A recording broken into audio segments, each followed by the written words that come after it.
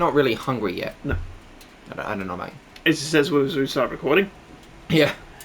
Just Anyway. hit the button. Oh. You gonna start? Yeah, whatever you want. I have. You started? Yeah. You didn't fucking say that. Yes, I wasn't did. looking. I don't think you did. Shut up. Anyway. Yeah. Alright, we're here. Yeah, this is overtaking Forza Motorsport because everyone fucking hates Forza Motorsport at the moment of what they did. So this is now the king of the jungle again. Yeah. Right, yeah. I didn't hear what you just said. I totally spaced and I don't know why. What did you say? Something bad about a different game that this is. Oh, yeah, basically, Forza dropped the ball big time. Oh, yeah. Alright, yes, you've mentioned that before. Now they've got super soft tires. That means they've got maximum grip, but they're going to run out quickly. Ah. But we're only going around the track like yay amount of times. Okay. But like they'll refresh every new race. Yeah. We just have that off. Yeah, okay. you don't like You make Christ. choices. If you had to buy tires every single freaking race, I wouldn't even touch this game. Yeah. Because it like, just come. no.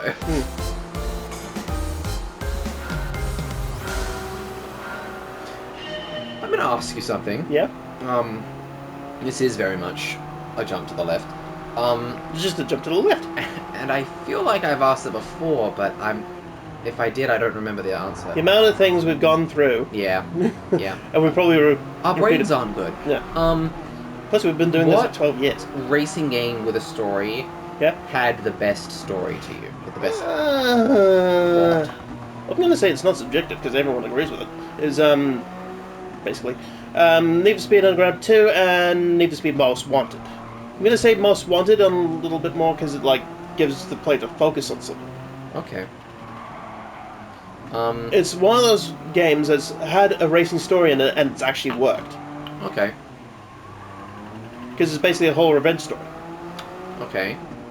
Like, those are both you're in a gang type, like they're racer gang type ones, right? Yeah. Okay, cool. Has there ever been, I mean, there probably has, but I'm not aware of any, that with a almost Gran Turismo-like story? Like someone starts out as a new, like it's a this level racing, and there's you're a new racer and you're proving yourself? Yeah, there is a few, like, I've played a couple. The one I can remember, that's the most to the story, like, Yeah. is, in Australia it's called V8 Supercars 2, but in everywhere else it's called Toka something, or other. But I couldn't confirm what the name was, because it was just V8 Supercars over here. Okay. And basically, you're the new kid on the block and you're just working yourself up. Okay. It actually has cutscenes and stuff like that, Alright. where you meet famous racers and, like, Interesting. reporters and everything. So there have been games like that. And they do fit in really well. It didn't feel tacked on, let's just say. Okay. God, this suspension is spongy. Boom, boom, boom, boom. Oh. I can fully roll a mini on this. That's nuts. I think it's a Beetle, I feel like, going at full speed and just slam on the brakes, you can actually do a front flip. Well, they're nowhere near me. No, they're not. Yeah. Are there difficulty settings in this game, or? Yeah, but it's like... These, I think this is one of those things that doesn't have, like... You can get races with performance limits. Okay. I think this is one that doesn't have a performance limit. So like... No, I'm not following. It's like, you can't have over just like power to weight ratio and stuff like that. You can have levels where you have to have a certain type of tire, like the dirt and the rally. Okay. Something that you can't have the nitrous with, you have to be a stock car, this, that, and the other. Okay. But a race without performance limits, like what a performance limit is, you must have this kind of tire. You must have this sort of power to weight ratio, tire. Okay. And are the performance limits a thing that makes the game more realistic? Yeah. So in a race without performance limits, you could have a car that is just bonkers. capable of doing something that in the real world it couldn't. Yeah. Okay. I'm understanding.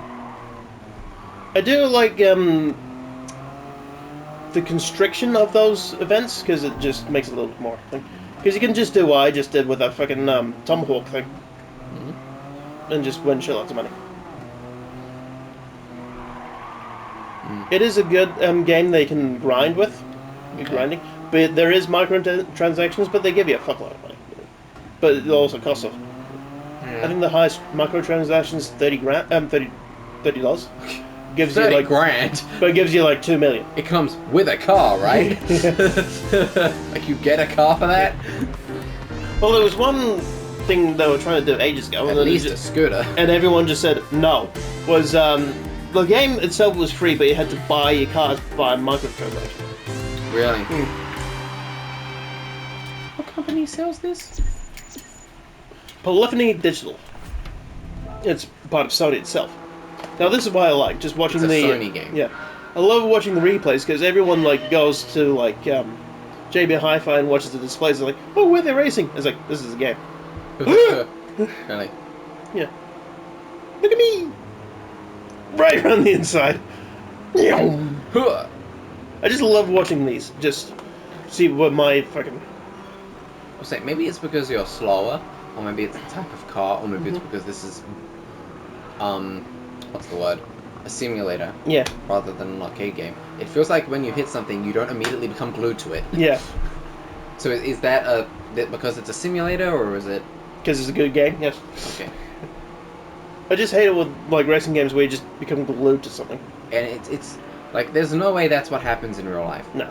Because... Otherwise, every, like, car crash I've ever driven past, everything would be fused together still. Yeah. Let's go back to the cafe. Who is this? Who's talking to me? How did you get inside my television? And this is like how you... Yeah, like, for added, story. Yeah? Which is not really story yet. You do these cafe menus. And it tells you a little bit of the history of the cars. Okay. What do I do? Like, I'll show you... Is this recent, this game? Last year, I want to say. Year before. I'm not sure, actually. But yeah. What's it called? Gran Turismo 7. Turismo 7. Years are just... Turismo 7. 2022 racing simulation game. Ah, 2 years ago. 22. Well, I mean less than 2 really, but yeah. Because I'll show you what they do with the menus. Yeah. My collection. Did you give me one with the chimney?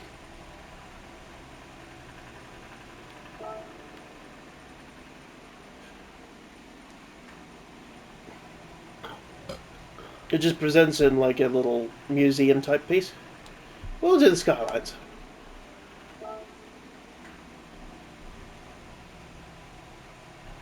So each menu is a series of races? Yeah. Or collections of cars. You can do the narration if you want. No, thank you. Battle designed for racing. Oh, fine. It's therefore no surprise that the Skyline GTR has won countless races, making it a real motorsport legend. This collection contains 3 cards that form part of that illustrious history. The history of the Skyline GTR goes back to the 1960s. Oh god, I'm already bored. It's 2000 GTR, known as the Hakasuka. It was based on the 3rd generation Skyline. Okay. Predecessor, the Prince Skyline GT. And it fitted with... Oh god, these cars... Wait, which is the Skyline? The one at the one front? in the front, yeah. That's an ugly car. This is an alright looking car. And so this model designed to win touring car races had an engine that was different to the retail version. What's a touring car? A newly developed 12 straight based on engine a pure racing car. GTR based car would go on to win pretty much all of Japan's major races. Following year, 1970, a 2-door hardtop GTR with improved performance was added to the range. This 2-door GTR also dominated races, at one point winning 49 domestic races consecutively. That's kind of impressive. It wouldn't happen today because too many people would be like, oh, it's cheating. A completely revamped Skyline GTR was released in 1973. but the influence of the oil shock and the very strict restrictions placed on performance cars meant they were only in production for 3 months, with only 200 units being built. This GTR, referred to in adverts as the Camry, never had the opportunity to enter a race, but its dramatic story means it only certainly forms part of the GTR legend. Nissan then took a break from producing GTRs for racing purposes. Until in 1989, the first GTR, man, you have a lot more charisma than this thing. Like, I can't read and... So that looks more like a Skyline to me. That is the Skyline. Ah, okay. First GTR is the 1989 model. Okay. So, is this famous model? 2 GTR. It was developed in the GRE races of the period in mind. It was specially produced 2.6-litre twin-turbo engine. It also featured Nissan's unique. Is this pre-rendered, this video? Or is this... This is actually in-game graphics. Okay, I feel like this could be narrated by a person, as well as written down. Yeah. But I do like the idea. Yeah. I do like the idea. So the menu items are clips. Yeah. Basically a little bit of history. Okay. Basically, the creator of the series, Kazunori Yamauchi. Yeah. Fuck, I managed to get through it. Basically, it essentially wanted Gran Turismo from the get-go to be a car museum, a digital car museum. Yeah. I get that. I like that. Yeah. Basically, just a history of cars that you can interact with. And just this solidifies the point. Yeah. So it goes through the history like menu books. Fair enough.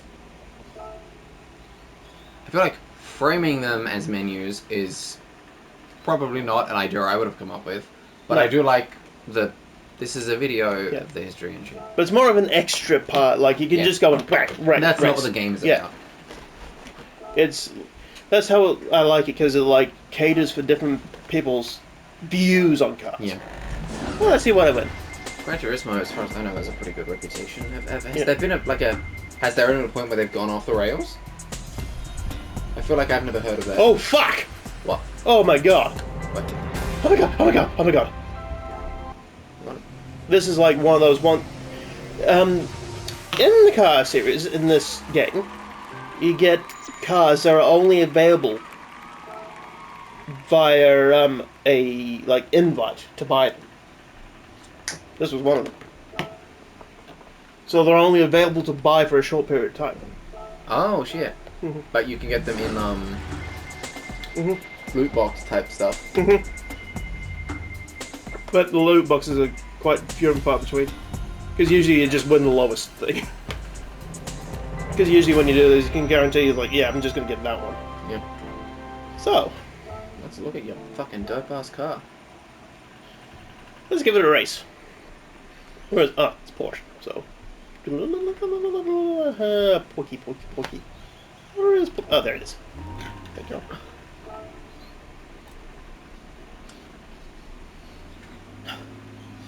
It's a nice-looking car. Ooh. It would be one of the ones I would get if I ever became a millionaire. Because it's hybrid, but it's a performance-based hybrid.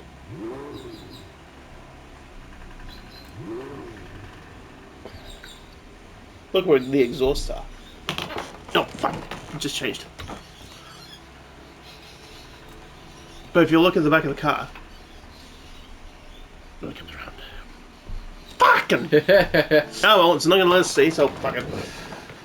Let's see what we can do to this bad bitch.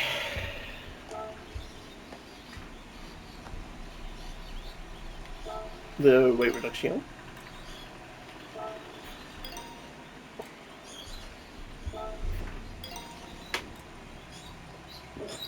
Jesus. Let's go full hog. Oh my god, it's gonna let us go full hull. Well, you're gonna need a lot more money to do that. Oh yeah. 904 horsepower. Can I put turbos on it? No, I cannot. I was like, no. Well, win some, you lose some. So you just spent pretty much all the money you got out of that other loose box on weight reduction. Yeah. Well, that's one way. Like, lighter car increases like the usage of the horsepower. You know what my favorite design for starships is? Spaceships? The Orville. It looks very pretty. You know what my favorite part about it is? What?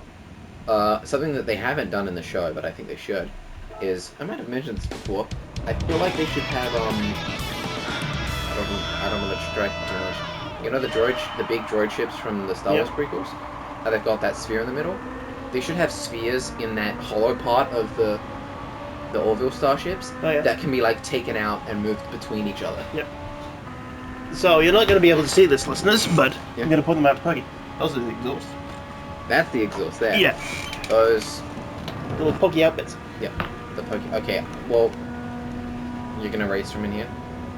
Because I would be able to point them out to the viewers by talking. Oh, you can see them on the other side. You're in second. Yeah, I'm only just seeing how it goes.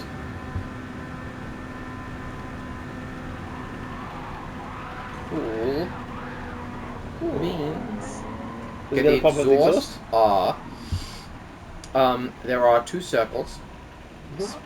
Oh, what are you stops? Everything you're doing is throwing me off. Okay. There's like a grill in the middle above the spoiler. Yeah.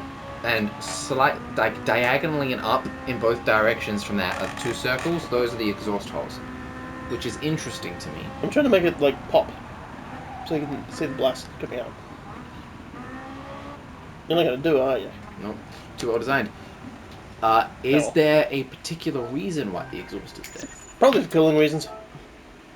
And my first thought was, because, like, that would be angled and pushing the exhaust not just behind, but also up, and that might create a little bit of downward force. Nathan just gave me a thumbs up. He's making a lot of gestures today that don't... Possibly, I've got no idea. It's a good guess. What shall we do? Is there another... And I'd be surprised if it's the thing that makes it so good. But yeah. I want to I don't want to watch another. Oh. And every now and then you get these guys pop up. That's Porsche's flagship model. Latest styling particulars leave its mark on future generations of Porsche cars. Might have the dual exhaust at the rear jut out from the car's upper cooling grille. Yeah. Well, there you go. I find this to be an incredibly exciting design choice. Visually speaking, it almost looks like the car is shouldering a jetpack. It does kind of. You know, now that I see it more in this, it's not angled up as much as I thought it was. So it's probably not the downward force thing. Would be cool. Tool bridge center console.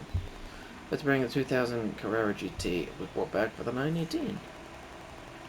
This design language.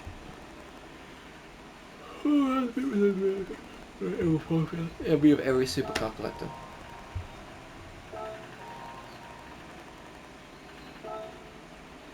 Every now and then they actually do get little snippets from people who invented that car. Oh, really? Yeah. Was that him? Nah. But he's like a well-renowned supercar designer. I think. That is a cool addition to the game. Fucking... I know there's one where it's, you get them to absolutely fawn over. Let's let them have a look at my car. Let's see if they say something about it. That's the car you have. Yeah. Car I own. Are you really going to do this now? Game crash. Yeah. I've never actually had a crash. It's like loaded for a long time, but yeah. Had well done, I guess. 2016 Camaro was inspired by the original Camaro of the 1960s, but in a very fresh, contemporary way.